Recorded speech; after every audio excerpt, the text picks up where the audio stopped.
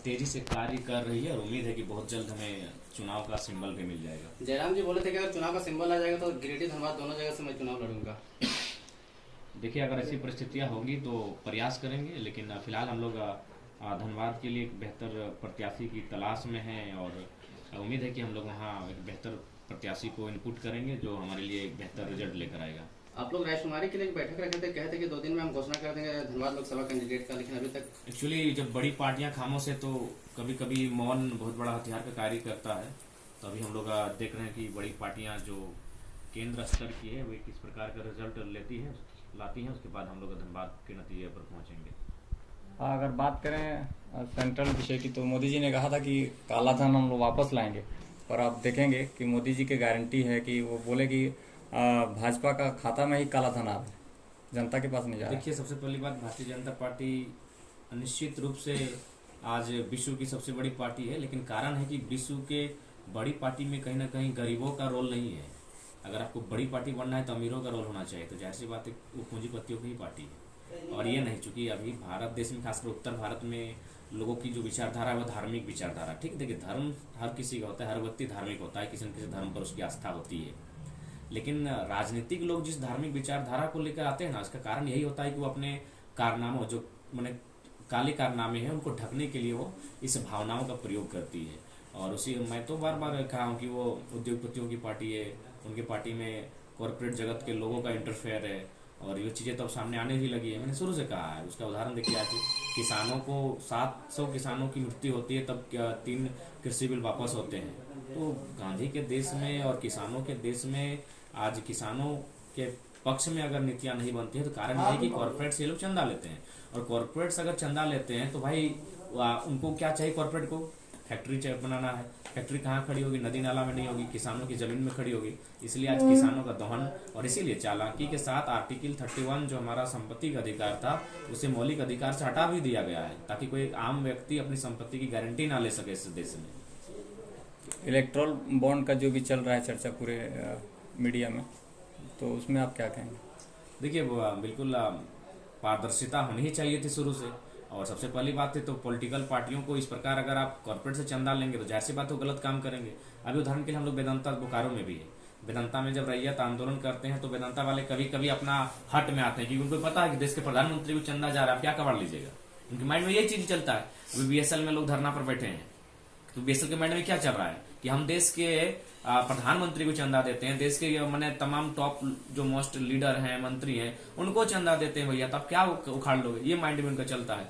तो इसीलिए लोकतंत्र की मर्यादा को बचाने के लिए चाहिए कि, मेरा तो मानना है कि कुछ कानून ऐसे बनने चाहिए जो जिसमें एमपी एमएलए के आएंगे, ब्यूरोक्रेट्स आएंगे, उन पर विशेष निगरानी हो। और जब तक आज हम गरीबी हटाओ की बात करते हैं, भाई गरीबी हटाओ से अच्छा होगा अमीरी को कंट्रोल कीजिए, और नहीं तो आने वाला दिन ऐसा होगा इस देश में कि गरीब और शोषित व्यक्ति लास्ट में क्या करेगा, किसी को चबाने के लिए दौड़ेगा, ये परिस्थिति सामने आएगी। इसीलिए सामाजिक न्याय का मतलब क्या है?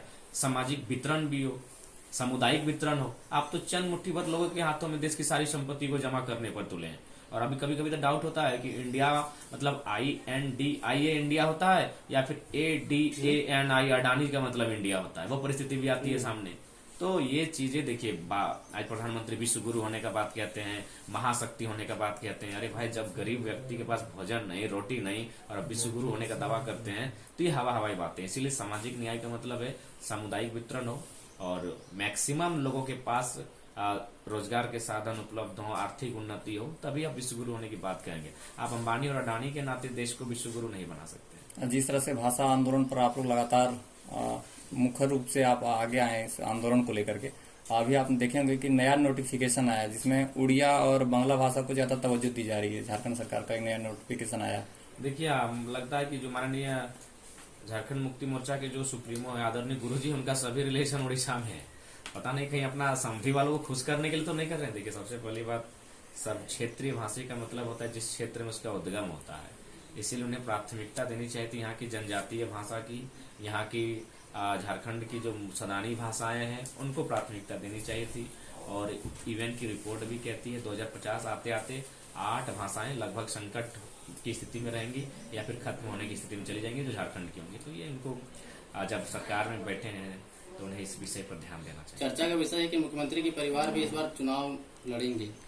देखिए, ये तो मैंने पहले क्या, अघोषित राजतंत्र ही चल रहा है। लड़ना चाहिए भाई, जब सब कोई लड़ रहा है, भारतीय जनता पार्टी से लड़ रहे हैं, आईसू से लड़ रहे हैं, जेएमएम से लड़ रहे हैं, कांग्रेस से लड़ रहे हैं, तो मुख्यमंत्री की परिवार और पीछे काहे हटेंगे। और मुख्यमंत्री की पत्नी ही नहीं, मुझे पूर्ण विश्वास है आज के 15 साल बाद जब फिर राजनीति का नया दौर होगा, उसमें मुख्यमंत्री के भतीजे, उनके भतीजियां, उनकी बेटियां भी चुनाव लड़ेंगी।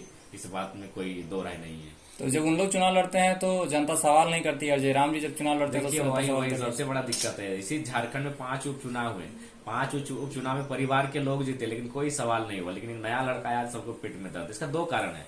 एक है 3 इडियट्स, कि अगर दोस्त फेल हो जाए दुख होता है, दोस्त टॉप कर जाए तो महा दुख होता है। तो कुछ युवाओं को लगा कि बेटा वो लड़का हम क्यों नहीं, वो मेरे घर का क्यों नहीं, मेरा रिलेटिव्स क्यों नहीं। और एक कारण ये भी है कि पढ़ा लिखा लोग नहीं बर्दाश्त कर पाते हैं। सबको ये चाहते हैं कि गुलाम तबके का आदमी हो, जी हुजूरी करे। आज पढ़ा लिखा लड़का सिस्टम को चेंज करने आया है। कोई नहीं चाहेगा कि इतनी बड़ी भारी आबादी को कोई जगह दे। मैंने जगाया है भाई। आज लोगों को मैं संसद का मतलब बता रहा हूँ, वोट का मतलब बता रहा हूँ, वोट क्यों दिया जाता है उसका मतलब बता रहा हूँ, एक से एक ठेड़ एग्जाम्पल के साथ। तो मैं लीडर कम टीचर ज्यादा हूँ, तो ये चीजें लोगों को बर्दाश्त नहीं हो रही है। लोगों को गुलामी की आदत थी, झंडा डलवाने की आदत थी, तो वो चीजें अब तो हम लोग साइड कर रहे हैं। हम लोग नई पैटर्न के साथ पॉलिटिक्स कर रहे हैं, जो लोगों को पसंद नहीं आ रहा। जेपीएससी का नोटिफिकेशन इतने कम समय में आता है और इतना जल्दी एग्जाम का डेट दे दिया जाता है। अगले 17 को एग्जाम है, संडे के दिन एग्जाम है। इतना कम समय, करेक्शन फॉर्म भरा है और करेक्शन के लिए भी टाइम नहीं दिया गया है। करेक्शन के लिए टाइम नहीं है, प्रिपरेशन के लिए टाइम नहीं है। देखिए अब इसमें सारी चीजें हैं कि सीटें पहले से बिक चुकी हैं। कुछ सीटें रहेंगी जिसमें चना वाला का बेटा, कोयला ठेलने वाला का बेटा, बालू ठेलने का बेटा, ये प्रेस के माध्यम से हमको पता चलेगा। लेकिन मैक्सिमम सीटें कॉर्पोरेट अमीर लोगों के माध्यम से खरीदी जा चुकी है। अच्छा, जब आप गांव पंचायत में घूम रहे हैं तो बहुत सारे महिलाओं के दिमाग में मानसिकता बैठा रहता है कि अरे बहुत नेता आया गया, कुछ नहीं किया तो जयराम महतो क्या कर देगा।